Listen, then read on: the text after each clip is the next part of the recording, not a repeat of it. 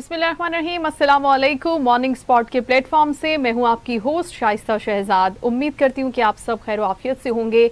आज के शो में जिस तरह से हम बात करते हैं, इससे पहले मुल्की हालात में, इसके साथ साथ आपके सेहत के मसाइल के हवाले से भी हम बात करते हैं। कुछ बड़ी मुफीद टिप्स हम आपको देते हैं जो आपकी सेहत से रिलेटेड होती हैं, मौसम से रिलेटेड तब्दीलियों के असरात के हवाले से होती हैं।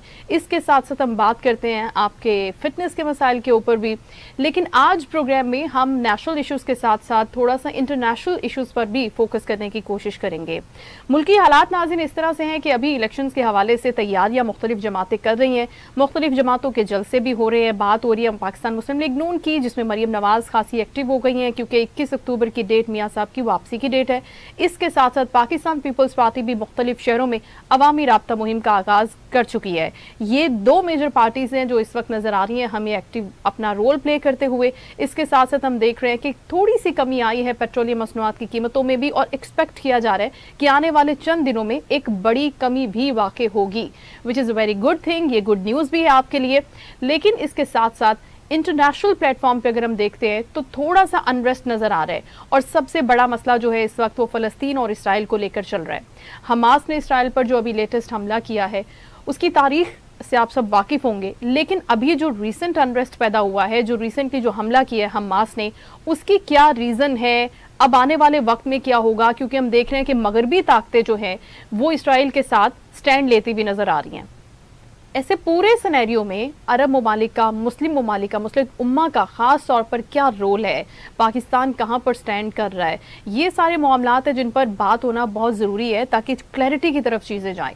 तो आज के शो में हमने इस अहम टॉपिक पर बात करने के लिए दावत दी है। हमारे बहुत ही मोहतरम गेस्ट हैं डॉक्टर हसन ओज, और ये सिंडिकेट मेंबर हैं कराची यूनिवर्सिटी के। इसके साथ साथ ये समाजी कारकुन भी हैं। बात करते हैं तमाम सोशल इशूज़ के ऊपर, और बहुत अच्छे तरीके से बड़ी नॉलेजेबल और बड़ी रिसर्च बेस्ड इनकी चीजें होती हैं जिसे हम चाहेंगे कि आप भी मुस्तफीद हो सकें। अस्सलाम वालेकुम हसन, कैसे हैं आप? Welcome to the show.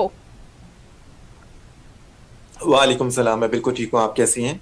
अल्हम्दुलिल्लाह खैरियत से। Thank you so much for your time Hasan. जिस तरह से हम बात कर रहे हैं, अभी आपने सुना कि इंट्रो में मैंने बोला कि फ़लस्तीन का मसला, इसराइल का इशू, ये दोनों के तनाज़ात, इनकी तारीख तो बहुत पुरानी है, सरहदों के मामलात हो या फिर रिलीजन रिलेटेड मामलात हों। लेकिन अभी बड़ी हम देख रहे हैं कि बड़ी क्लियर लाइन खिंचती हुई नज़र आ रही है। ये जो एक तासुर है कि मगरबी दुनिया इसराइल के साथ खड़ी हो गई है, तो फ़लस्तीन कहाँ स्टैंड कर रहा है? क्या ये इशू रिजॉल्व होते हुए आप देख रहे हैं? ब्रॉडर पर्सपेक्टिव में कैसे नजर आ रहा है आपको ये?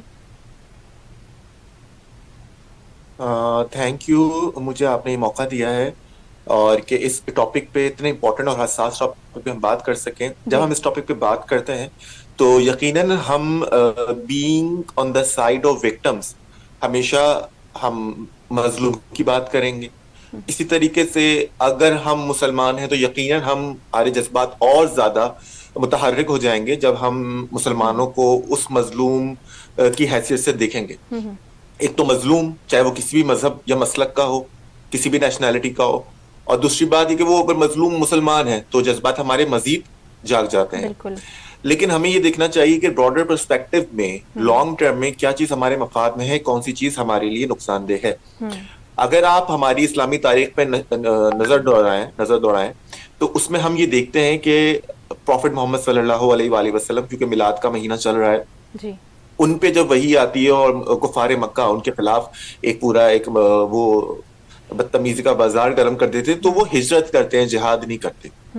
और फिर एक वक्त आता है जब वो जिहाद करते हैं। तो हमेशा रेफरेंस टू द कॉन्टेक्स्ट होती है, हर चीज का एक वक्त होता है। You can not allow everything at every time. Arab Israel जंग जो है बहुत पुरानी चल रही है।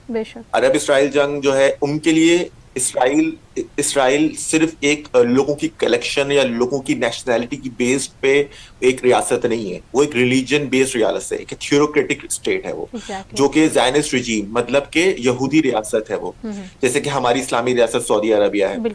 तो इसी तरीके से हमारे ईरान 1979 के जो है इनकलाब के बाद वो भी एक थ्योरोक्रेटिक स्टेट है, जो कि एक मजहब के नाम पे ऑपरेट करती है, मजहब के नाम पे कायम है, और मजहब ही उसकी पहचान है, और उसके लिए सबसे इंपॉर्टेंट मजहब है। Likewise for Saudi Arabia, likewise for Zionist regime of Israel. Even India is a secular state. India में भी दो के वहाँ हिंदू मेजोरिटी में, लेकिन वहाँ जो सेक्युलर वैल्यूज प्रैक्टिस की जाती हैं वह तमाम माइनॉरिटीज के बराबर के हुकूक हैं, वहाँ किसी रिलीजन की वो नहीं है। की चारादारी नहीं है। अच्छा, जब हम इन इन चीजों के पर्सपेक्टिव में देखते हैं तो हम ये देखते हैं कि इसराइल चले लेजिटिमेट या इलेजिटिमेट एक रियलिटी तो बन ही गया है। बेशक। अब उसके बाद जंगें हुई, बहुत सारी वॉर्स हुई और हमेशा इसराइल ही फतेहयाब हुआ। हम्म। अब बड़ी मुश्किल से एक अमन की तरफ हम जा रहे थे। हम्म। एक यासिर अराफात और शमन पेरेस के दरमियान एक बिल क्लिंटन जो है, ये तीनों मौजूद थे 1993 में। जी। ऑस्लो अकॉर्ड हुआ था हम्म। और उसके तहत जो है इन्होंने कहा था कि हम दोनों टू नेशन थ्योरी पे बिलीव रखते हैं। हम्म। मतलब ये पहले तो ये था कि पूरा इसराइल जो है होना ही नहीं चाहिए और इस सारा ये मुसलमानों के कब्जे में होना चाहिए, और वो समझते थे कि पूरा जो है वो हमारे कब्जे में, ज़ायनिस्ट रिजीम के कब्जे में होना चाहिए। लेकिन पहली बार ऐसा हुआ कि दोनों ने एग्री किया, दोनों अपने पॉइंट से पीछे हटे और उन्होंने कहा हमें दो नेशन स्टेट जो है, टू स्टेट जो है कॉन्सेप्ट पे हमें बिलीव रखना चाहिए और हम दोनों मिलकर रहने की कोशिश करेंगे। अब इस सिलसिले में कोशिशें शुरू हुई, जाहिर सी बात है ऊंच नीच होती रहती है। अगर आप हमास को देखें तो हमास जो है एक गजा स्ट्रिप का पॉलिटिकल एंटिटी है और यूजुअली यूरोपियन यूनियन ने उसे एक मिलिटेंट ग्रुप के तौर पे, एक टेरर ग्रुप के तौर पे नॉमिनेट किया हुआ है। उनकी लिस्ट में तो वो टेरर ग्रुप है, लेकिन एक पॉलिटिकल एंटिटी है गजा की वो। और वेस्ट बैंक जो है वहां के लिए है पैलेस्टीनियन लिबरेशन ऑर्गेनाइजेशन, पीएलओ।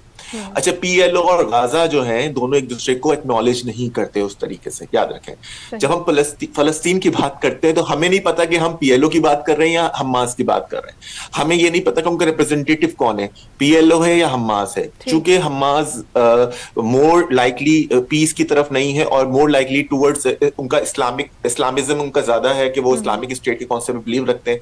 तो इसलिए हम यूजली अपने आप को हमास से आइडेंटिफाई कर पाते हैं, जबकि पीएलओ एक सेक्युलर बॉडी पे बिलीव रखती है। वो ही समझती है कि मुसलमान जो फलस्तीनी है उनकी इज्जत होनी चाहिए, उनका वो इस्लाम को इतना अपनी पहचान बना के पेश नहीं करते, क्योंकि हमास जो है इस्लाम को बुनियाद पे अपनी पहचान बना के पेश करते हैं।